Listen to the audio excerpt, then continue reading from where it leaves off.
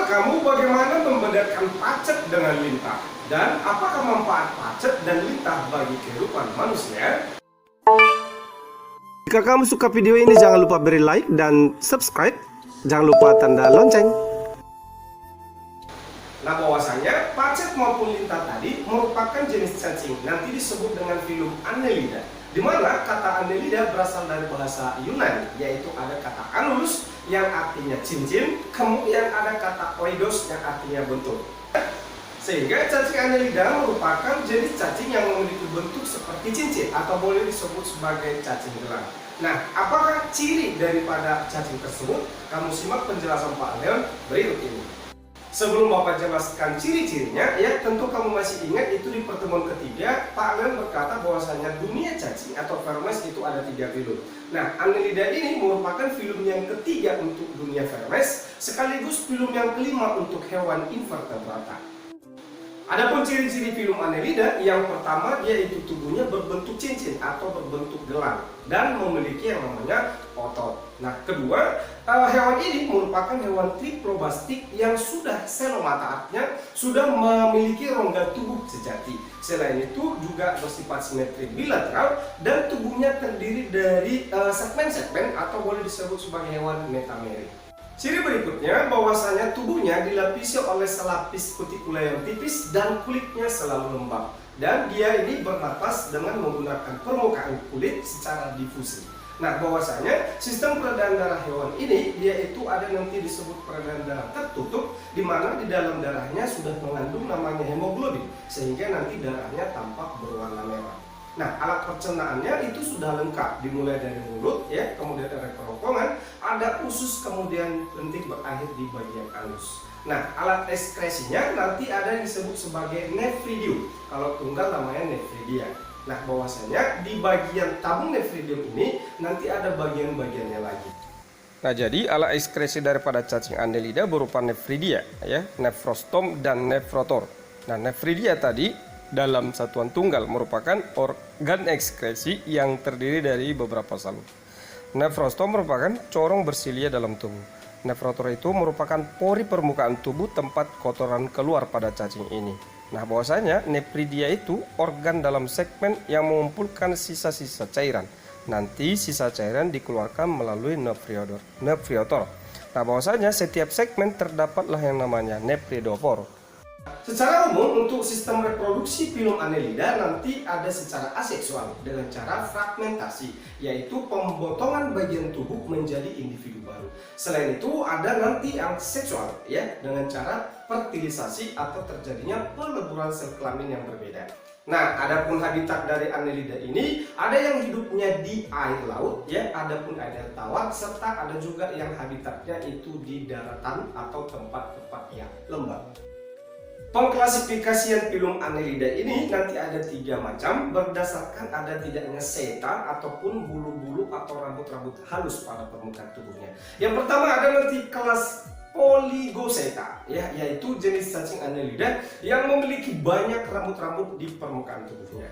Nah, 2 nanti kelas Oligoseta, yaitu kelompok cacing Annelida yang memiliki sedikit seta atau rambut-rambut di permukaan tubuh. Dan ada yang tidak sama sekali memiliki seta, nanti kelas Hirudinea. Yang pertama, kelas Polygoseta, di mana kata Polygoseta berasal dari bahasa Yunani, yaitu ada kata poly yang artinya banyak dan seta artinya rambut, ya. Nah, sehingga kelas cacing Annelida ini memiliki rambut-rambut yang banyak pada permukaan tubuh.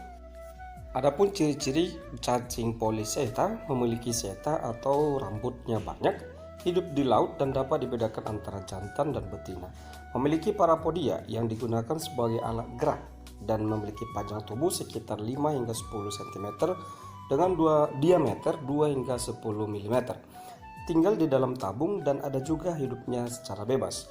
Tubuhnya dapat dibedakan menjadi bagian kepala disebut prostamium dan bagian segmen pertama disebut sebagai peristomium. Bahwasannya parapodia pada Polyseta berupa dayung yang digunakan sebagai alat gerak dan berperan sebagai alat pernapasan atau insang.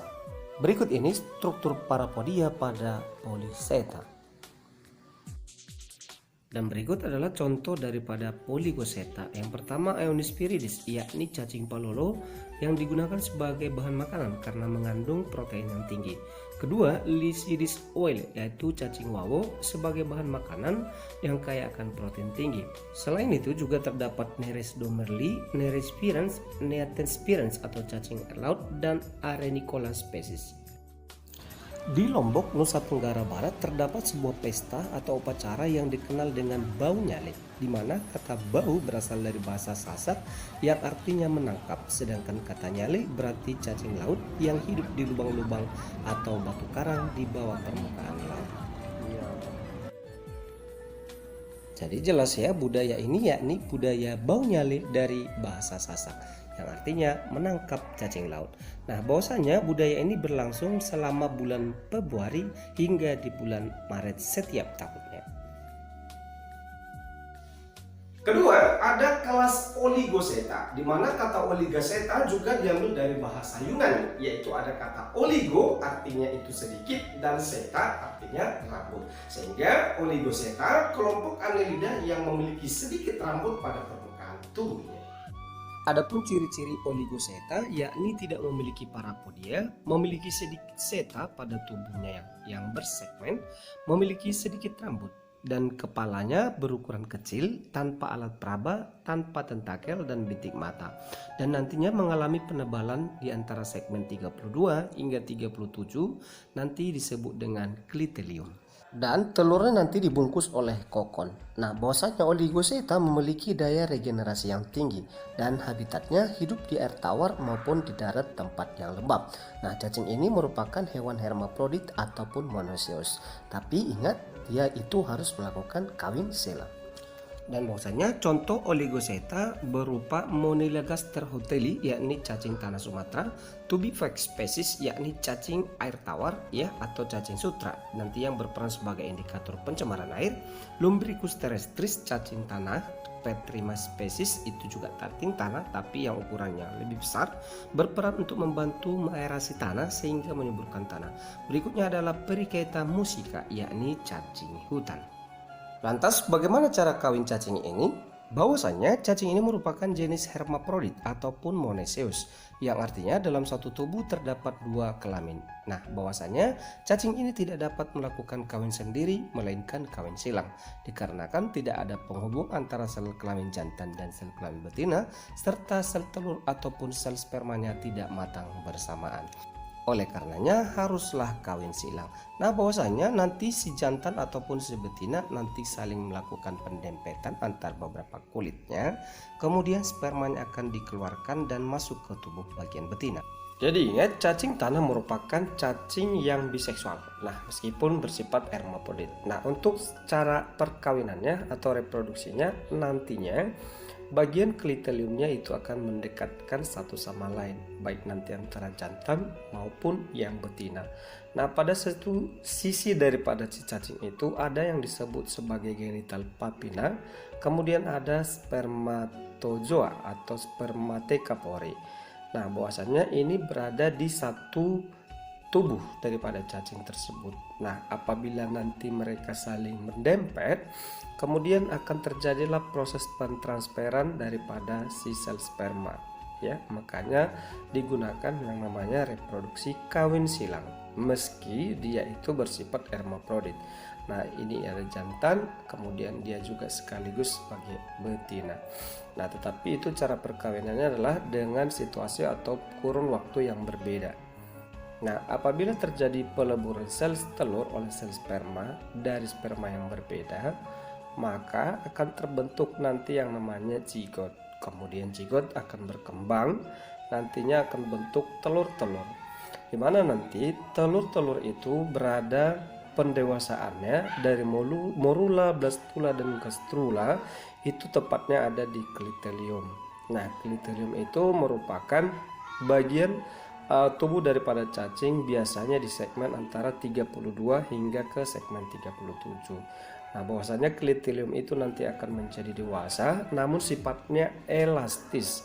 Nah, selama proses klitelium terbentuk, berarti nanti akan terbentuklah pendewasaan daripada telur-telur yang ada di dalam kiton tersebut, ya, nanti itu membentuk sel epidermal.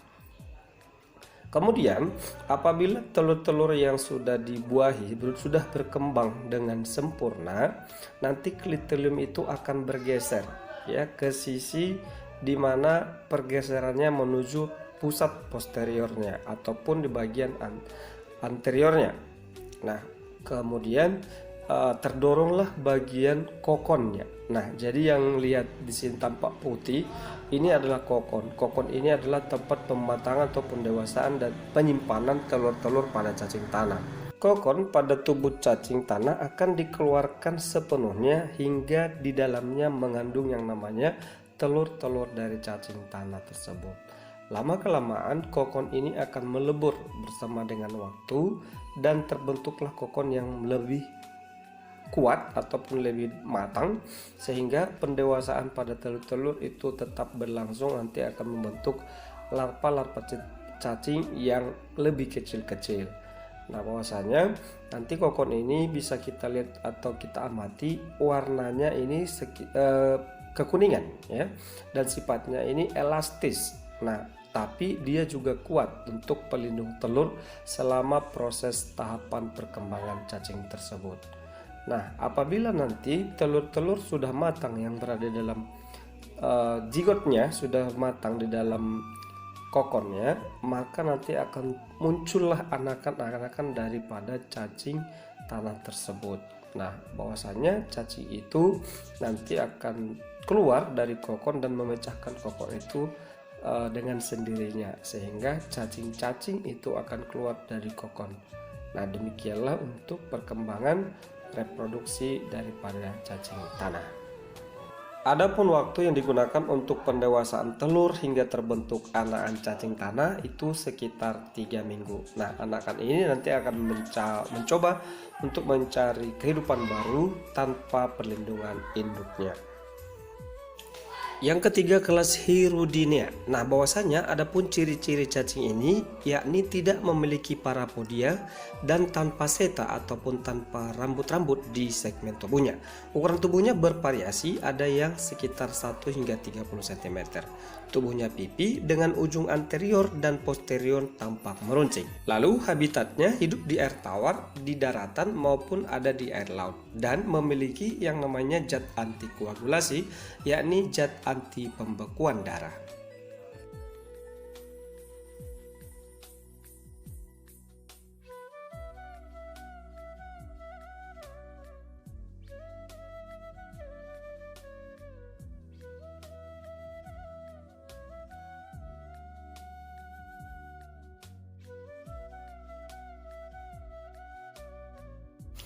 Berikut adalah perbedaan lintah dengan pacet. Nah, bahwasanya pacet dia bergerak secara menjengkal, sedangkan lintah dia bergerak menjulur.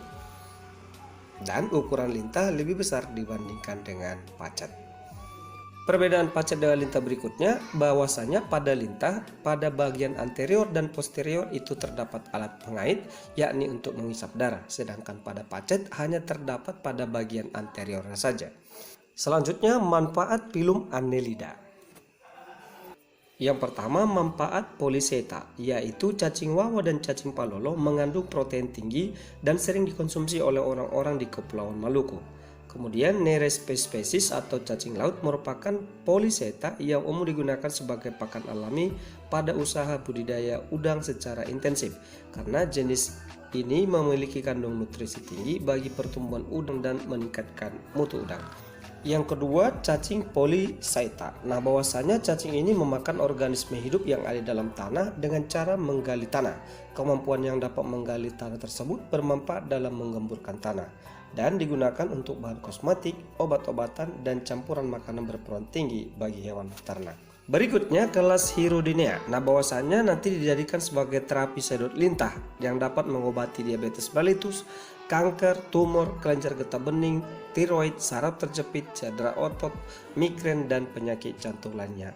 Nah, tetapi ini jenis lintahnya harus dikarantina dahulu ya, tidak langsung diambil dari alam dan dijadikan sebagai alat terapi. Oke ya.